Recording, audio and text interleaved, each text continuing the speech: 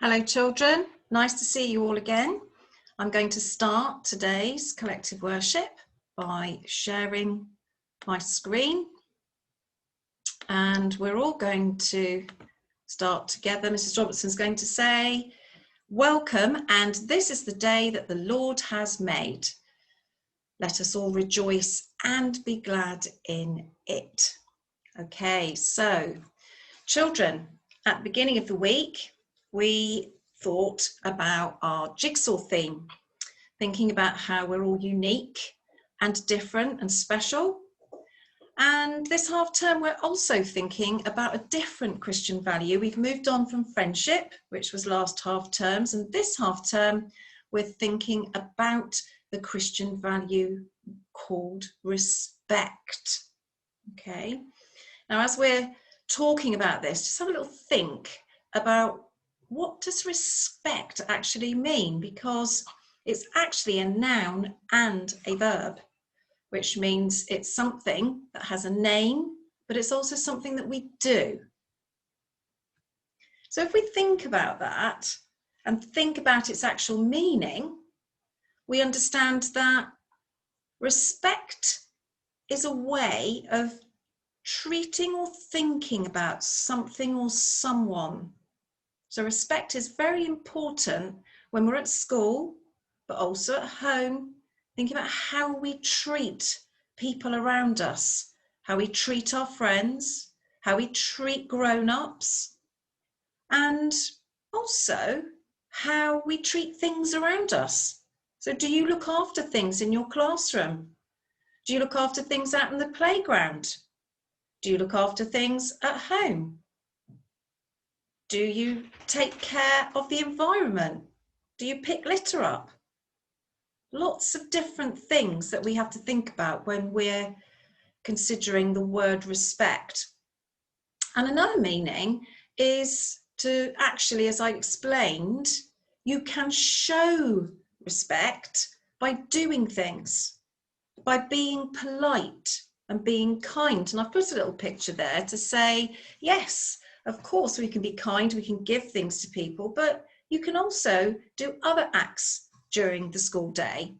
You can think, as you see a grown-up coming towards you or another child, you might like to hold the door open. You might want to say hello. You be the first person to say hello. Don't let others say it to you. You say it first. Smile. Showing respect means we can be really polite and friendly. Use the words please and thank you. Offer to help. How many of you offer to help the grown-ups in your class? Can I help tidy up? Can I put some books away? Is there anything you want me to do? Grown-ups love help at school. Be polite. Be polite to everybody in school. Pay a compliment.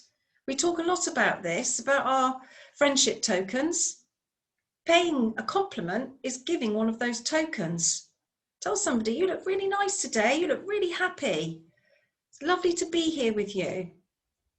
So let's have a really good, hard think about what showing respect actually is and what it means.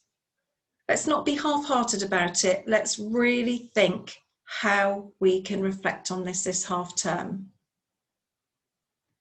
Now, I wondered whether any of you remembered, we've done this before, maybe not last year, but the year before.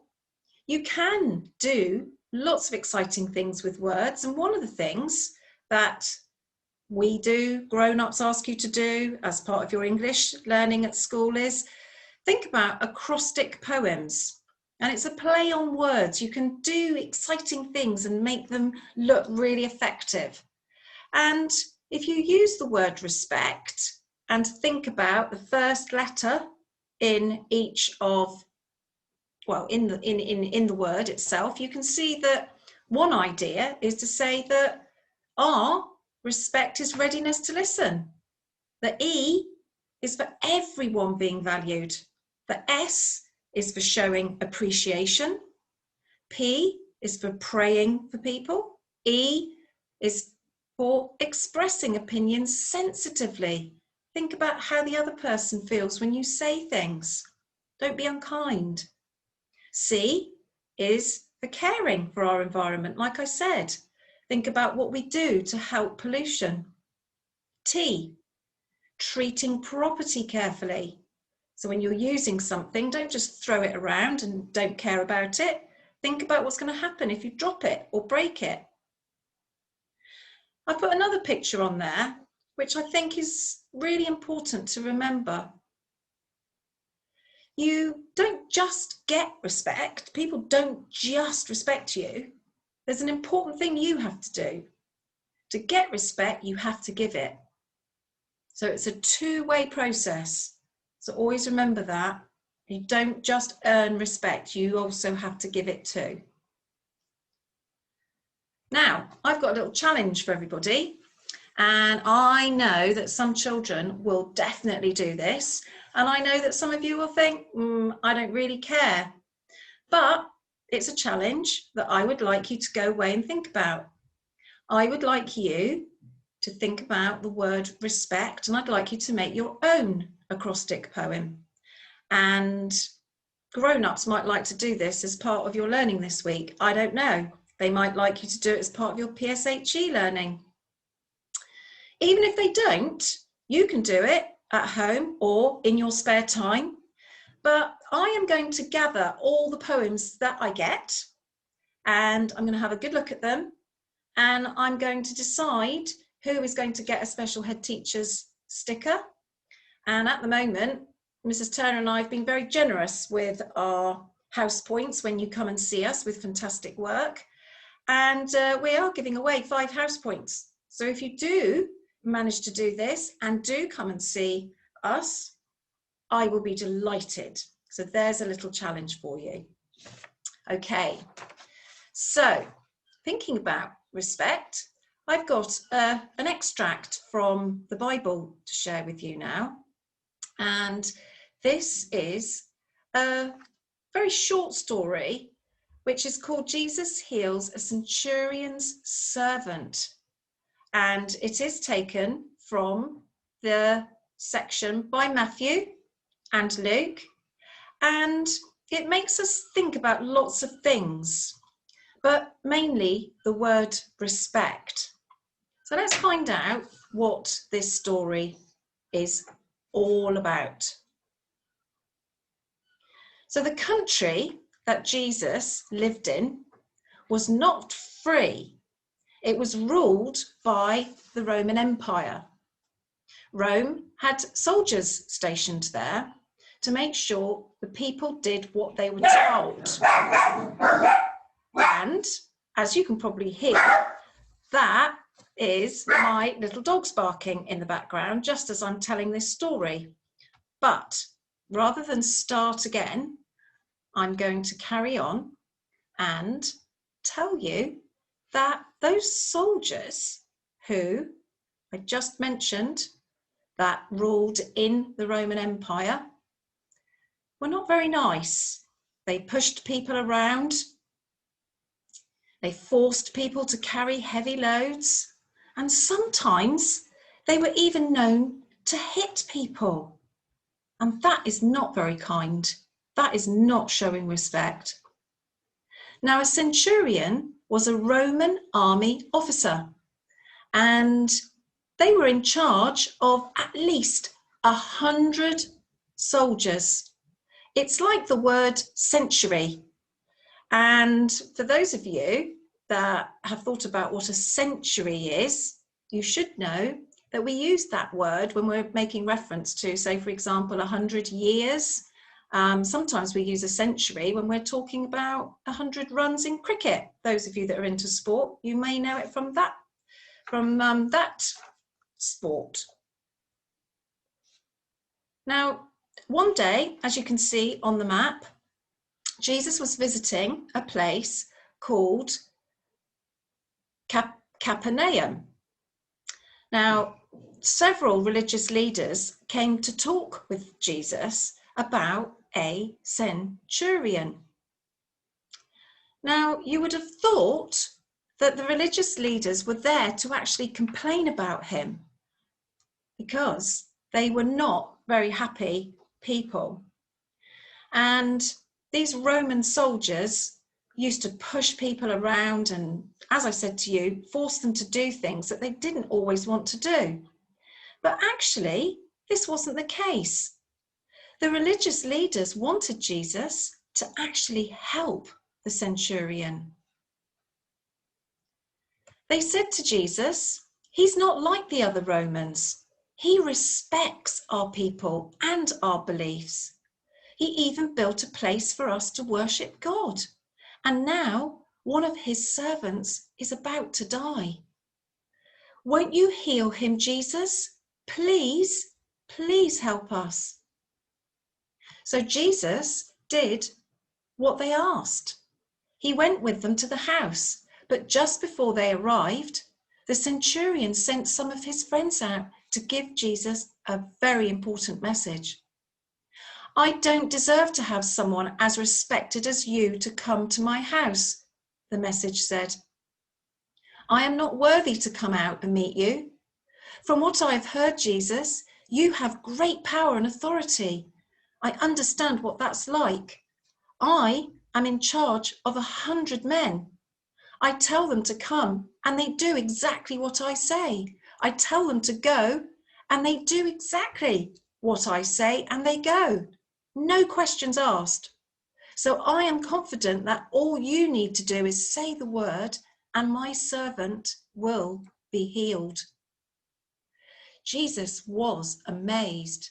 He turned to the crowd gathered round him and said, I know what you think about the Roman soldiers.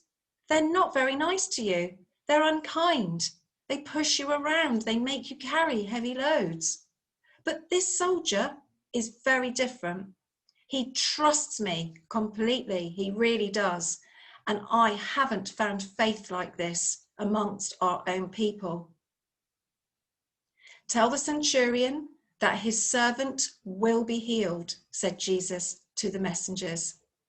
And when they went and returned to the house, the servant was well, just as Jesus had said. And even though they never met, the respect between the two men hung there in the air, joined with the cheers of an officer and his 100 grateful soldiers. So that story really helps us to think about respect between two people, Jesus and the centurion, who both respected each other implicitly. Really helps us to think about what that word meant or means. Now, you might like to think about that story in a bit more detail when you are talking to the grown-up in your class. You might want to explore, why was that respect so strong between Jesus and the centurion? You may want to talk about why was the centurion so important at that time? And why did they turn to Jesus, I wonder? Maybe those are questions you could ask the grown-up in your room after this collective worship. Now, these are quotes to help us further understand what we mean by the word respect. And again, this might be something to talk about as this half term progresses, maybe not all today, but just have a little think about what we mean. Nobody can be happy without self-respect. I wonder why self-respect is so important. Again, something to think about. Or respect is for those who deserve it, not for those who demand it. Again, remember what I said, you have to give respect to get it. Another point to consider is to respect people's feelings. Even if it doesn't mean anything to you, it could mean everything to them. Just think about when you do smile at somebody or you do hold the door open. I know how it makes me feel. It really, really shows that you are showing respect. But if somebody doesn't do that, or if they just slam a door in your face and they pull a funny face at you, That's not showing respect. And we've talked a lot about respect. You've got to give it to get it. Let's have a think about how you can show respect. I'm going to be looking every time I see you in school. And if I see it, I will say, well done. And also, it's not just about me, it's about everyone in the school. So let's see how many people notice how much respect you're showing. I'm just reminding you again, before we finish with our prayer, don't forget about the acrostic poem. I'd love everybody to have a go at it, even if it's just one word for each letter of respect. Try and have a go. It'd be really good if you could.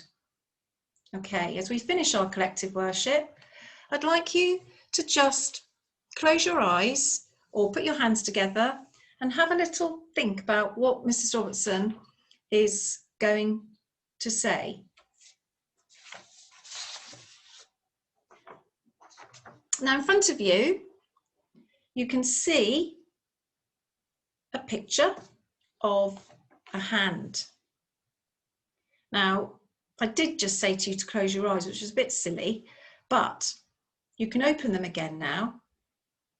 Because what I'd like you to do is actually just put your hand like this in front of you.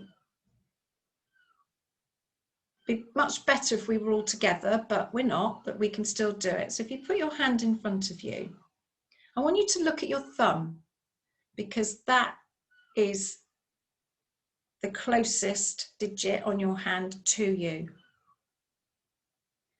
This can remind you to pray for your friends, okay? So that's what your thumb will do. Look at your index finger next. We use it to point the way, and it can remind us to pray for the people who guide and teach us. People like our parents, carers, teachers, and everyone else in our school. Look at your middle finger. It's the tallest, and it can remind you to pray for world leaders and politicians who make all the decisions in our world. And some of them are making very important decisions at the moment that are affecting all of us, and you particularly. Look at your fourth finger. It's the weakest finger of all, and it's the one I find the hardest to make it stand up on its own. And this helps us to remind us of people that are in need. They may be people that we know who are sad or poorly, people that we've heard about from the news. Let's just think about those poor people for a moment. And finally, look at your little finger. It can remind you to pray for yourself. God loves you and wants the very, very best for you. So that, children, is what we call the hand prayer, helping us to think not just of ourselves, but to think of everyone. We might just like to think of putting your hands together and think about everybody in the world, as though we're making a little globe thinking about the whole world. So not just ourselves at Limpsham and East Brent, but thinking about everybody in the whole world. Thank you for listening this morning, children. I hope you have really thought about our new Christian value this half term, which is respect. And I look forward to talking more about it with you as this half term progresses. So I'm going to finish by saying, this is the day that the Lord has made. Let us all rejoice and be glad in it. Thank you for listening this morning, and I will see you all very soon. Bye for now, children. Bye.